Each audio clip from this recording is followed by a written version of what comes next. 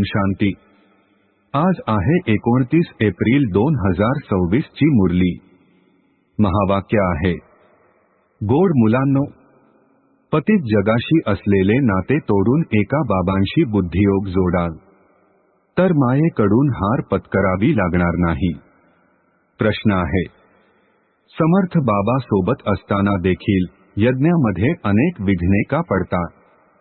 त्याचे कारण काय आहे? उत्तर आहे, ही विघ्ने तर विश्व नाटकाच्या नियमानुसार पडणारच आहे। कारण जेव्हा यज्ञामध्ये असुरांची विघ्ने पडतील तेव्हाच तर पापाचा घडा भरेल। यामध्ये बाबा काहीही करू शकत नाही, हे तर विश्व नाटकामध्ये नोंदलेलेच आहे।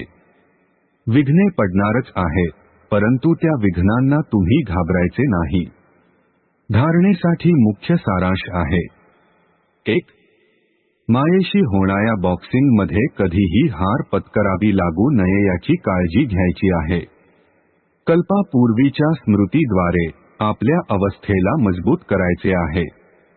आनंदात आणि शांतीमध्ये राहायचे आहे। 2. स्वतःचे कल्याण करण्यासाठी श्रीमतावर चालायचे आहे। या जुन्या दुनियेशी असलेले नाते तोडून टाकायचे आहे।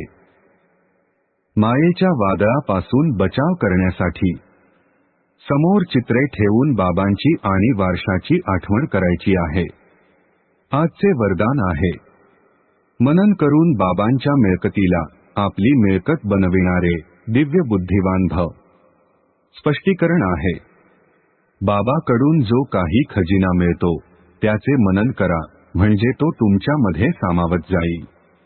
मिळकत तर सर्वांना एकसारखीच मिळालेली आहे, परंतु जे मनन करून त्याला आपली बनवतात त्यांनाच त्याचा नशा चढतो आणि आनंद होतो। म्हणूनच म्हटले जाते, अपनी घोट तो नशा चढे। जे मनन करण्याच्या मस्तीमध्ये नेहमी मशगूल राहतात त्यांना दुनियेतील कोणतीही वस्तू गुंतागुंत आकर्षित करू शकत नाही। त्यांना दिव्य बुद्धीचे वरदान आपोआपच प्राप्त होते। स्लोगन आहे, मनातील गुंतागुंत समाप्त करण्यासाठी निर्णय शक्तीला वाढवा। ओम शांती।